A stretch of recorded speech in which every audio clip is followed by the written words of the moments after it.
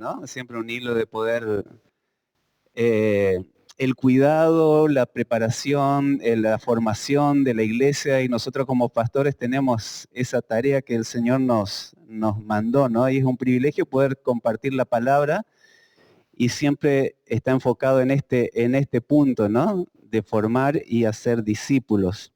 Y uno de los puntos más importantes, yo creo que también en nuestro crecimiento como hijos de Dios, es que necesitamos, como hablábamos, no solo del Señor, que es el que nos ayuda, el que está en nuestro corazón, el Espíritu Santo que nos guía, también necesitamos de su palabra, que es otro elemento importante, que nos ayuda y nos guía para poder ver si estamos yendo bien por el camino. Y el último, no menos importante, como hablábamos también, es con quién yo camino, ¿no? ¿Quién es el que me está guiando como una persona también? Dios, Él, como hablábamos, y dice en su palabra, también instituyó por eso pastores y maestros, ¿no? Porque si no estaríamos en una iglesia sin pastores y sin maestros si es que no los necesitamos y solamente nos guiáramos por el Espíritu Santo y por el Señor, ¿no? Pero Dios en su sabiduría dejó personas de carne y hueso con también a veces fallas igual que nosotras, ¿no? Porque somos personas, pero Dios instituyó esa función, esa tarea, ¿no? Y es tan importante, como siempre hablamos, todos necesitamos del cuidado, la compañía, la guía de alguien.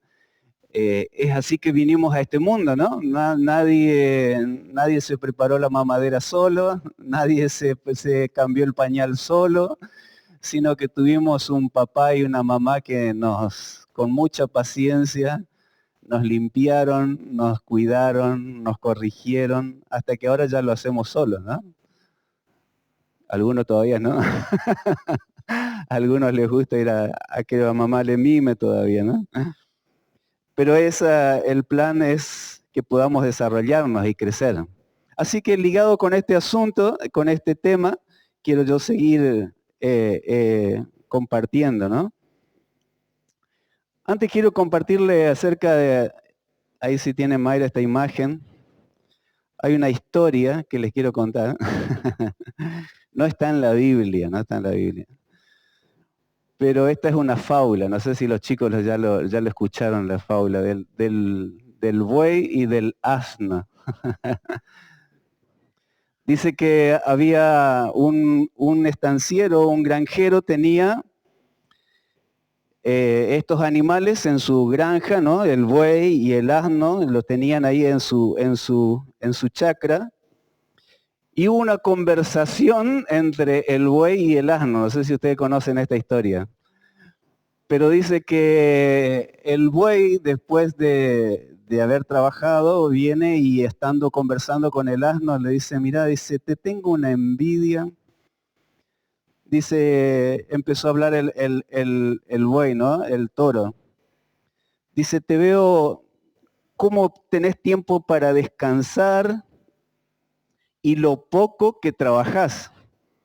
Tenés una persona que te da la comida, te da el agua, estás tranquilo, dice, y a no ser por los viajecitos que por ahí tiene el jefe que te lleva y que te hace llevarlo, ¿no? Dice, descansarías todo el día.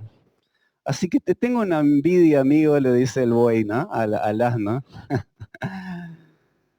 Y el asno le responde, ¿no? Le dice, sí, la verdad que confirma, dice lo que ustedes son, ¿no? Dice, porque es increíble, dice, ustedes la capacidad que tienen, la fuerza que tienen, y sin embargo, dice, están todo el día dando su vida por su amo, trabajando todo el día, terminando cansado.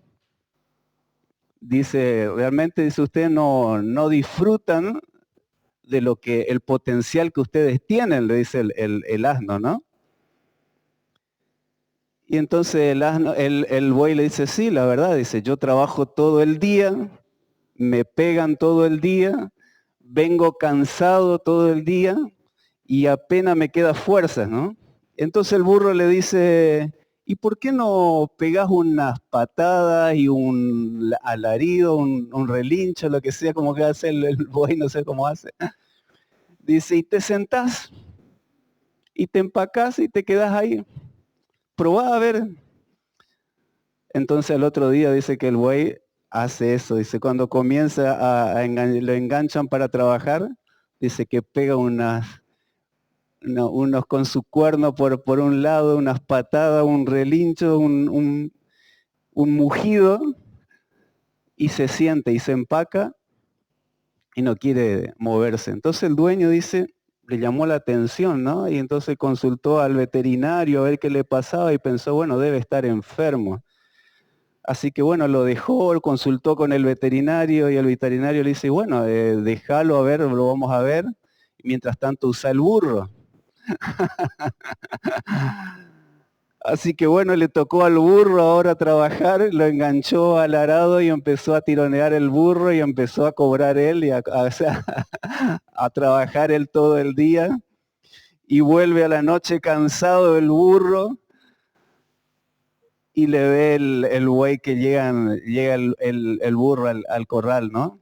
Y le dice el buey, le dice, gracias amigo por el consejo que me diste. Dice, la verdad que de primera me resultó, dice. Descansé todo el día, estuve acá tranquilo, no tuve que ir a trabajar. Y el burro le dice, y bueno, gracias, está bien, dice, está bien, lo disfrutaste. Pero te digo nomás, escuché rumores, le dice el burro, dice que el dueño estaba hablando con el veterinario y parece que creen que estás vos enfermo o no servís más, así que te van a mandar al matadero, dice. Así que te van a carnear, te van a hacer chinchulín, te van a hacer chorizo. Así que el buey, dice, se puso preocupado, dice, no, entonces reaccionó y al otro día estaba firme trabajando, ¿no? Ahora, ¿quién cree que es el que quedó descansando otra vez? El burro, ¿no? El burro quedó siempre en la misma, ¿no? Volvió a toda la normalidad. Tiene la fama el burro de empacarse, ¿no? Los dos tienen la misma fuerza, los dos, quizá el buey tiene más fuerza, pero son animales de carga, ¿no? Pero es famoso por ser más quedado, ¿no? Ahora yo quiero llevarle a un texto bíblico que la Biblia nos habla acerca de estos dos animales. Justamente para el trabajo, Dios le dio el consejo al pueblo de Dios, ¿no? Y tiene un significado muy importante, que es esto lo que le quiero hablar en esta mañana. Está en Deuteronomios capítulo 22, versículo 9. Dios está entre medio de las leyes para el pueblo de Dios y entre medio de estas leyes en la parte laboral le da este consejo, ¿no? Dice, no sembrarás tu viña con semillas diversas, no sea que se pierda todo, tanto la semilla que sembraste como el fruto de la viña. No ararás con buey y con asno juntamente.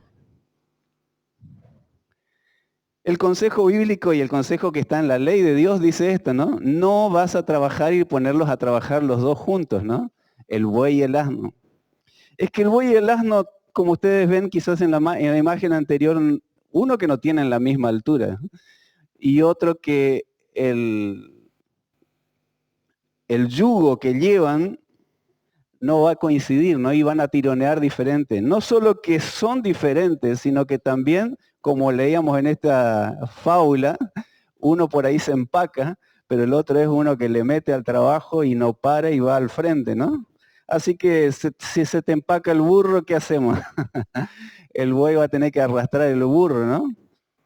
Como dice que un hombre tenía un burro también, dice que era tan haragán que tenía fuerza, pero era tan quedado este burro que dice que un día tuvo que el dueño que llevar unas maderas a una montaña, llevar y entonces trató de usar el burro, ¿no? Entonces el burro dice que se encargó de llevar las maderas, pero el dueño tuvo que llevar al burro, cargar al burro y las maderas. ¿Qué está queriendo decirnos Dios con este consejo bíblico? Habla de dos cosas. Primero, no colocar distintas semillas en un mismo campo. Y segundo, no colocar un buey y un asno juntos a la hora de trabajar. Primero que todo, no me voy a detener en lo que quiere decir la semilla, ¿no? Pero acá dice que si uno coloca dos semillas en un mismo campo, se va a perder toda la cosecha. Y siempre la palabra de Dios habla acerca de que la semilla es la palabra de Dios, así como Jesús dijo, un sembrador salió a sembrar y tiró la semilla. Uno cayó en el campo, otro cayó entre las piedras. Conocen ustedes esta parábola, ¿no? Pero cuando siempre que la palabra de Dios habla acerca de semilla, quiere decir acerca de esta palabra o enseñanzas que nosotros recibimos, porque toda enseñanza que nosotros recibimos entra acá en nuestra cabecita y algún fruto va a dar, algún resultado tiene que dar, ¿no? Algunos dan por corto tiempo, otros quizás no dejan que entre, pero una semilla siempre tiene vida. Y es la enseñanza, las enseñanzas. Cuando uno recibe distintas enseñanzas o de distintas fuentes, ¿no? Las dos van a dar frutos y a veces se va a perder, ¿no? ¿Qué quiere decir entonces este primer consejo de la palabra de Dios? Es que no mezcles las enseñanzas. No mezcles porque te va a armar una confusión y no vas a poder dar frutos sobre eso. Segundo, lo que dijo acerca del buey y del asno, está hablando acerca del yugo desigual. Y esto lo usamos mucho en el matrimonio, en el noviazgo, cuando nos ponemos de novio, cuando tenemos que conseguir la pareja. Uno decimos, bueno, tiene que ser una pareja más o menos que coincida con mis valores, mis proyectos, para poder caminar juntos toda la vida, ¿no? Se enseña mucho esto acerca de esto. Pero no solamente está enfocado acerca de la pareja, sino que también quién es mi compañero, quién es el que camina junto conmigo, quién es el que trabaja junto conmigo en las cosas del Señor para que yo pueda avanzar, ¿no? En 2 Corintios capítulo 6, versículo 14, habla Pablo a la iglesia de Corintio, también le habla acerca de esto, ¿no? Que hay que tener cuidado en esta área, ¿no? Con quién nos unimos. Dice 2 Corintios capítulo 6, versículo 14, dice, no os unáis en yugo desigual con los incrédulos, porque ¿qué compañerismo tiene la justicia con la injusticia? ¿Y qué comunión la luz con las tinieblas? ¿Y qué concordia Cristo con Belial? ¿O qué parte el creyente con el incrédulo?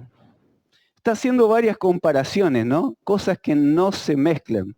Es como el aceite y el agua. ¿Eh? Sabía que el aceite y el agua, hoy no traje aceite, pero si le ponemos aceite a esta agua, no se va a mezclar. Le podés sacudir todo lo que quiera, pero al ratito va a volver otra vez a separarse. No se mezclan. Así dice Pablo, dicen, el yugo desigual es lo mismo. Cuando uno se une a una persona que no tiene absolutamente nada que ver con lo que yo soy, siempre vas a tener problemas, siempre vas a tener dificultades, porque uno va a tironear para un lado y otro para otro lado, ¿no? Yo siempre al consejo de mis hijas le dije, traten de buscar un chico que conozca al Señor, un chico que ame al Señor, porque va a ser un problema, es muy bueno el chico del colegio, le gusta, pero no conoce al Señor. Y le digo, ¿y qué vas a hacer cuando vos quieras ir a la iglesia y él no quiera ir? ¿Cómo van a hacer eso? Así que siempre las ponía en ese en ese brete pensando, ¿no? Así que no faltaron candidatos y siguen apareciendo. pero hoy ya están más grandes, ya toman sus decisiones ellas, ¿no? Pero es un problema, ¿no? Y algunos dicen, no, pero yo le voy a predicar, yo le voy a hablar del Señor. Gloria a Dios, algunos se convierten, otros medio no se convierten, otros vienen a la iglesia por ella, pero casi siempre es un problema. Casi siempre termina una relación un poco complicada, conflictiva, ¿no? Mucho más cuando cada uno es firme en sus convicciones, ¿no? Sigue siendo, quizás no viene a la iglesia y no va a venir a la iglesia, pero la chica quiere, se crió en la iglesia. Así que es un problema, ¿no? Y el consejo de la palabra de Dios nos dice eso, no te unas. No te unas porque no tiene nada que ver una cosa con la otra, ¿no? Y da ejemplos. El incrédulo con la persona que cree en el Señor, ¿no? No está diciendo que nos separemos del mundo y que no te juntes con las personas que no creen en el Señor. Podemos tener una relación como Jesús oró, ¿no? Jesús dijo que no te pido que los saques del mundo, sino que los guardes del mal. Ahora, otra cosa es tener un compromiso y una unión con una persona que no tiene tus mismos valores, que no tiene tu misma enseñanza, que no va para el mismo rumbo. Esa es otra cosa, porque ya tomaste un compromiso con esa persona de caminar juntos y vas a tener siempre dificultades, ¿no? Ahora, volviendo otra vez a esta figura del yugo, ¿no? Tiene tanto significado esta herramienta, ¿no? Jesús habló acerca de esto. Jesús dijo, llevad mi yugo, que es fácil. El yugo, si ustedes ven, ahí está la figura del yugo, no sé si tenés, Mayra. Es una madera, es un palo de madera con dos argollas donde ponen en la cabeza al animal para que los dos tironeen juntos, ¿no? Y los dos vayan juntos y los dos hagan la misma fuerza, ¿no? Quedando unidos los dos, tirando los dos juntos. Y aunque uno quiera ir para un lado, no lo puede hacer porque el otro lo sujeta, ¿no? De esta madera. Así que nos trae un montón de enseñanza esto que habla acerca del yugo. Cuando yo me uno a una persona, esa persona siempre te va a tironear para el lado de ella. Y vos también le vas a tironear para ello. Es mutuo, ¿no? ¿Quién nos está queriendo hablar de una unión, de un compromiso, de una sujeción, de una sumisión del uno al otro, ¿no? El uno al otro. Se unen y tienen ya una unión, un compromiso, y también me tengo que sujetar porque tengo algo que me une y no me puedo escapar, no puedo romper ese yugo. Y también me tengo que someter a la otra persona y la otra persona también se tiene que someter a mí, ¿no? Es algo tremendo, ¿no? Tanto para el lado malo como para el lado bueno, tiene muchísima enseñanza. En el libro de Amós, capítulo 3, versículo 3, que ustedes después lo que pueden buscar, dice, andarán, dice, dos juntos si no estuvieran de acuerdo, Es muy difícil. Como dice, ¿no? Dice, donde hay dos personas, ya hay un conflicto. Donde hay dos argentinos, ya hay dos opiniones diferentes. Pero creo que no es solo el argentino, ¿no? En todas las naciones lo mismo. Dos personas, ya hay dos cosas diferentes. Dos maneras de ver las cosas, dos maneras de pensar diferentes, dos maneras de hacer las cosas. Ahora, qué difícil es juntarlas y que las dos tiren para el mismo lado, ¿no? Ahora en nuestra vida cristiana es tan fundamental que trabajemos juntos y tironeemos juntos. Ahora nuestra realidad nos dice otra cosa, ¿no? A nadie le gusta estar sujeto a otro, a nadie le gusta estar bajo el yugo de otro, ¿no? Porque parece algo medio esclavizante, ¿no? Yo soy libre y yo decido lo que yo quiero, lo que yo pienso, lo que a mí me parece, pero sin embargo la palabra de Dios dice, sujetaos unos a otros. tenemos que sujetarnos a la palabra de Dios. No podemos hacer lo que nos parece o lo que pensamos, sino el que nos gobierna es la palabra de Dios, ¿no? Y mucho más el Señor que nos guía, ¿no? En la oración, cuando nosotros oramos, Jesús también nos dijo, dice, si dos o más se ponen de acuerdo en algo, yo lo voy a hacer. Si dos o más se ponen de acuerdo. Por eso es tan importante cuando oramos, poner juntos, ¿no? No estoy hablando de la oración individual, que usted lo hace en su casa, que usted puede orar independientemente, pero cuando oramos juntos, por ejemplo, la reunión de oración, presentamos los pedidos de oración, por qué vamos a orar, qué es lo que vamos a pedir al Señor, vos te encargas de pedir esto, todos te apoyamos, porque la palabra de Dios nos dice que esa es la forma de orar. Dice, si dos o más se ponen de acuerdo en algo, en cualquier cosa, dice, yo lo voy a hacer. O sea que Dios también nos enseña algo importante, ¿no? Ponernos de acuerdo. Sería tan fácil que el Señor Jesús dijera, no, ustedes son hijos de Dios, cada uno pida lo que quiera y haga como ustedes quieran. No, nos manda que trabajemos juntos. Nos manda que podamos estar de acuerdo.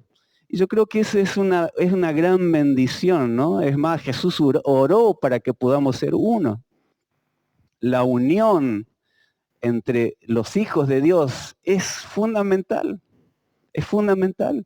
Jesús dijo, el mundo va a creer cuando ustedes sean uno. El mundo va a creer. Corrientes va a creer en Jesús, no cuando ellos vean a Jesús en su gloria, no, cuando le vean a los creyentes, a ustedes, los hijos de Dios que son uno. La unión es importante, el estar juntos. Y no es lo mismo estar juntos que estar unidos, ¿no?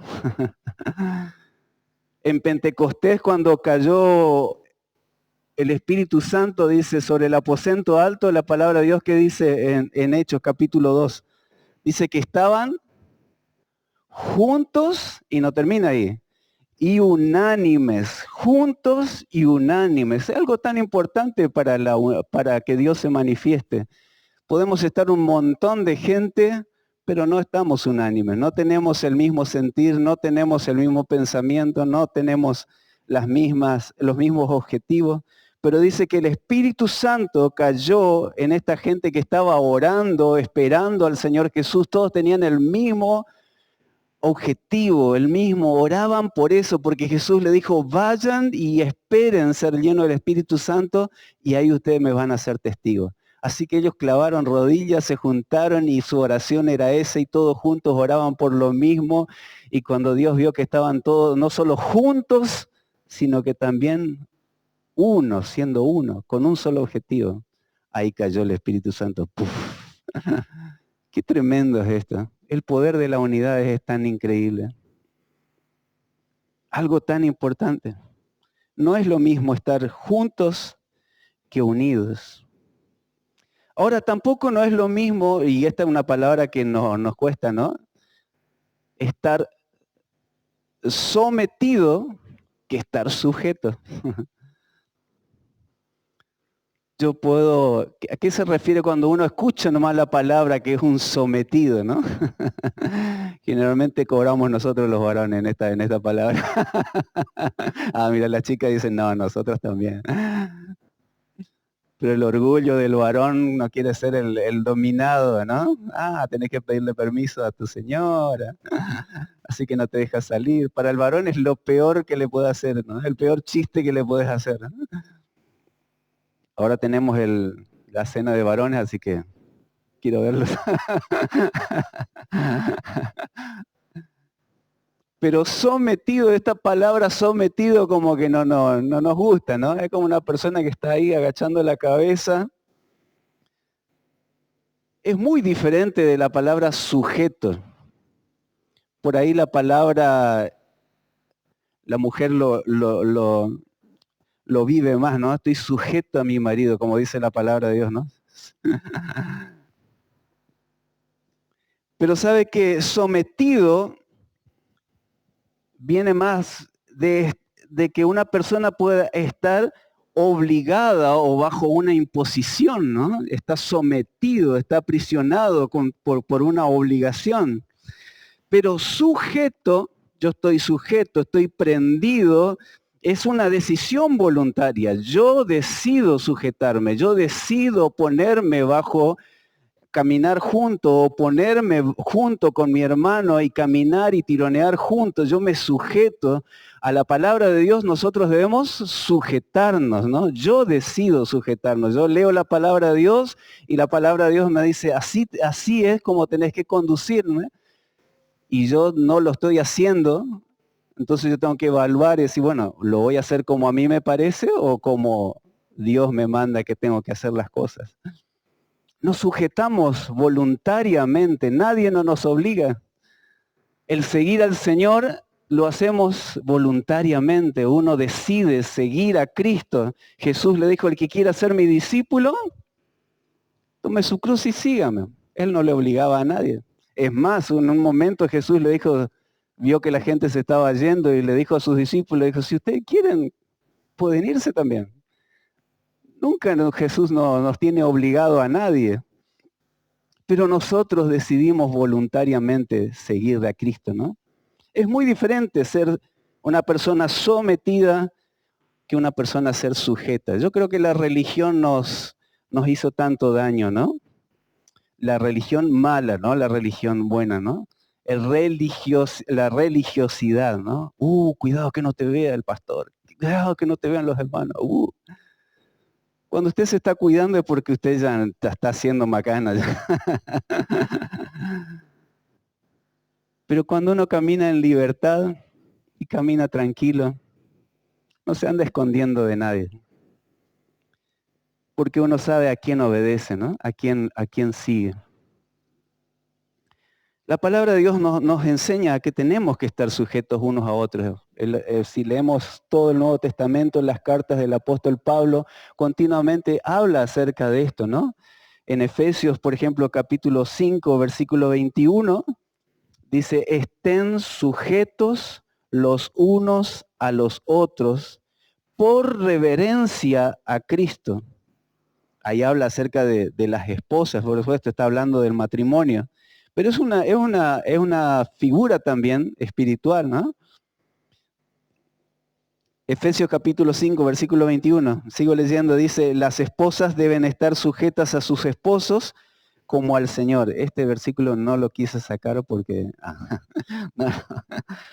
Dice, las esposas deben estar sujetas a sus esposos como al Señor, pero así como la iglesia está sujeta a Cristo, también las esposas deben estar sujetas en todo a sus esposas.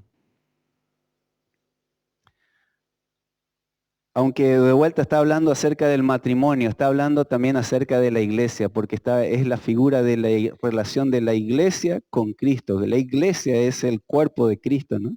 La novia. Y la sujeción es parte importante. La iglesia tiene que caminar en sujeción a Cristo, ¿no? Cristo es el que nos amó, Cristo el que dio su vida, Cristo el que derramó su sangre por nosotros, el que nos ayuda, el que nos cuida. Pero ¿cuál es nuestra obligación? ¿Cuál es nuestra responsabilidad? Caminar en sumisión y en sujeción. Y es algo tan lindo cuando uno lo hace en amor, ¿no? Al Señor. Porque uno no lo hace por obligación. Yo creo que si una esposa está sujeta a su esposo, muchas veces la mujer sufre mucho, ¿no? Cuando es maltratada y no es valorada. Y es obediente a la palabra de Dios, pero está viviendo una vida horrible, ¿no? Con una persona. Y yo creo que lo mismo pasa también en las cosas del Señor. Nosotros como líderes muchas veces fallamos, muchas veces quisieron dominarnos o abusar de su autoridad, ¿no? Abusar de la autoridad, y eso es muy común. Líderes que abusan de su autoridad que Dios le dio y maltratan. Y uno por obediencia a la palabra de Dios dice, bueno, tengo que estar sujeto, tengo que obedecer. Pero yo quiero darle un consejo, hermano. Si nosotros como pastores le damos un consejo que no está en la palabra de Dios, usted no está obligado a obedecer. Ahora, usted está obligado a respetar, sí, que es muy diferente. David se sujetó a Saúl, que era una persona endemoniada, una persona fuera de la voluntad de Dios, era el rey de Israel. Y David dijo, yo no le voy a tocar al ungido de Dios, a la persona que Dios escogió. No voy a levantar mi mano contra él. Porque él sabía las consecuencias de eso. Aunque el hombre estaba equivocado. Eso es totalmente diferente. Respetar la autoridad es una cosa. Ahora, obedecer todo lo que te diga, uno tiene que estar bien plantado en la palabra de Dios. Porque a veces son cosas que a nosotros se nos ocurren. Y hay que tener cuidado con eso. Sumisión, hablamos de sujeción, hablamos de sometimiento, pero la palabra sumisión es una palabra tan hermosa también y que a veces uno no lo entiende muy bien, ¿no? Sumisión, ser una persona sumisa, no significa solamente que es una persona humilde, una persona que siempre está agachadita la cabeza y siempre hace lo que se le dice, es una persona que nunca te va a levantar la mano. Sabe que la palabra sumisión es una palabra mucho más rica. Viene de la palabra, son dos palabras, es misión y viene otra palabra que es sub, que viene de estar abajo de una misión. Yo entiendo la misión hacia dónde vamos y yo me coloco en dirección a esa misión y a ese trabajo. Yo decido otra vez estar sumiso a esta dirección. Es una misión. Jesús nos dio una misión que es ir y hacer discípulos y todos estamos bajo esa misión. Estamos en su misión, la misión de Cristo. Así que es mucho más que ser solamente humilde y agachar la cabeza y no decir nada. Yo puedo opinar, yo puedo decir, yo puedo hablar mi punto de vista, pero cuando entiendo la misión, hacia dónde vamos, ahí vamos. Vamos juntos, vamos juntos. Ahora parece que muchas veces cada uno tiene su misión separada, entonces cada uno va para diferentes misiones, ¿no? Pero la palabra sumisión significa eso, estar bajo la misma misión. Y esto es importante en nuestra vida cristiana. Como decía el consejo de la palabra de Dios, no te unas con un yugo desigual, no te unas con una persona que te va a causar problemas, no te unas con un, no digo la palabra, ¿no? El que no es buey, ¿no? Porque se te va a empacar y vos vas a querer avanzar y no te va a permitir crecer. Vos querés avanzar, vos querés crecer en las cosas de Dios y no te va a poder ayudar. Jesús es un ejemplo de los ejemplos, ¿no? Si hay ejemplo de sumiso, de sujeto, de estar unido, ese fue Jesús. Jesús continuamente decía en sus enseñanzas, ¿no? Decía, yo no vine a hacer lo que yo quiero.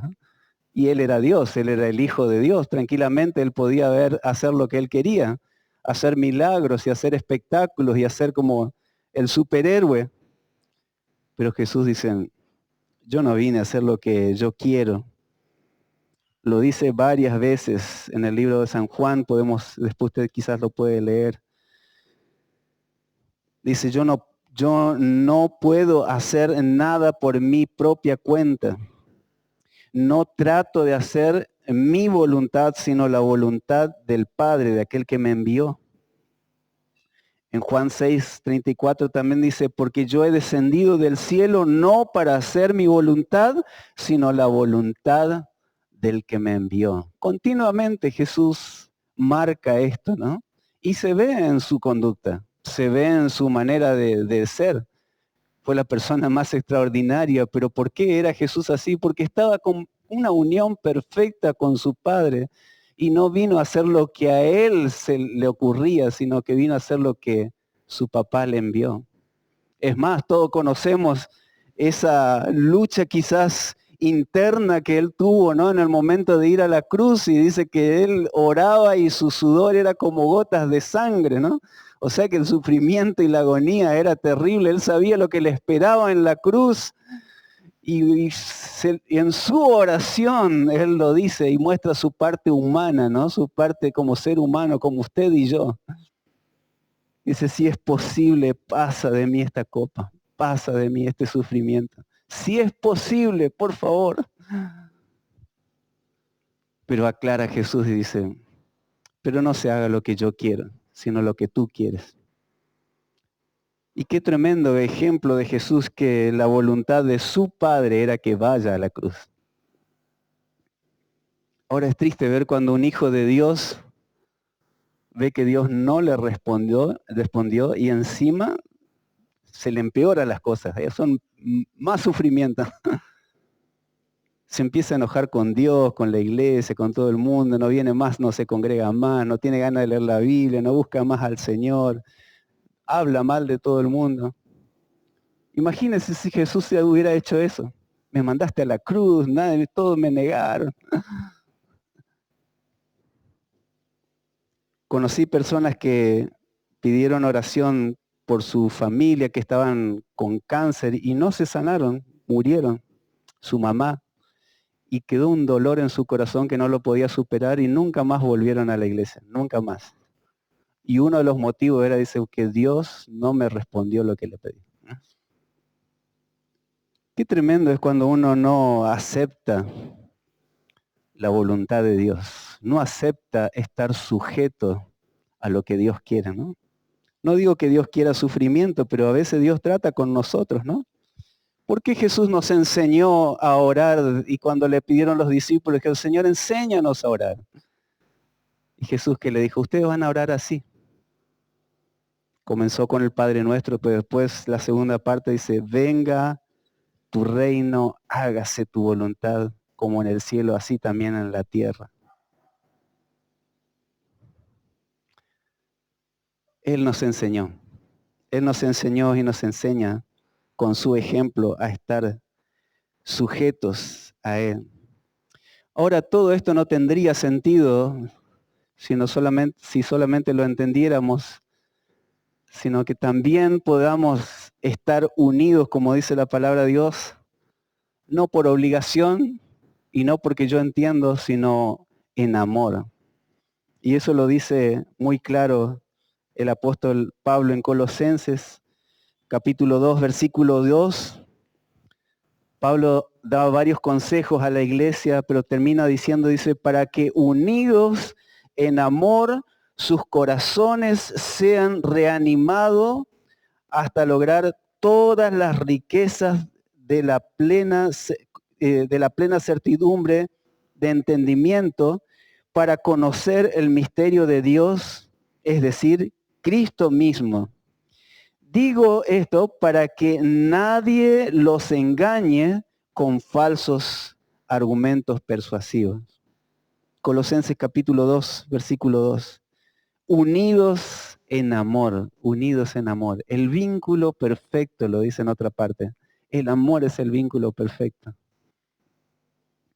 Y el amor es caminar juntos, unidos en amor. Yo me uno y camino en sujeción a mi hermano en amor, tanto él como yo también. Caminar en unión, caminar juntos. Termino con este último salmo que es precioso, el salmo número 1. Cuando usted comienza a leer el salmo número 1, comienza con este consejo también. Dice, felices, bienaventurados, dichosos, los que no siguen el consejo de los malos, ni andan con pecadores, ni se juntan con burlones, sino que se deleitan en la ley del Señor, meditando en ella de día y noche. Felices. Ahora la pregunta para terminar es, ¿con quién estás caminando? ¿A quién estás sujeto? Sé que al Señor, sé que a la palabra de Dios, pero ¿caminás con alguien? ¿Quién es la persona en que está tirando junto con vos? ¿Quién es el que te está ayudando a ir derecho y no desviarte? O a veces el que te está dando consejos te está llevando para otro lado en vez de seguir a Cristo. ¿Quién te da consejo? ¿Quién es tu consejero ¿Qué semillas estás recibiendo? Como dice la palabra de Dios, no mezcles las semillas de distintos, porque te va a dar distintos frutos. ¿Qué enseñanzas estás recibiendo? ¿Con quién andás? ¿Con quién te juntás? ¿Con quién te comprometiste? Y eso va a dar el resultado en nuestra conducta, en nuestra vida cristiana, ¿no? Amén. Que el Señor pueda ayudarnos a caminar juntos, que es una de las que Dios quiere, ¿no? Caminar juntos. Como iglesia necesitamos caminar juntos, como hijos de Dios necesitamos caminar juntos. Amén. Y que esa persona pueda guiarte, que va a guiarte bien, no guiarte para otro lado. Amén. Nos ponemos de pie y damos gracias al Señor por esta palabra.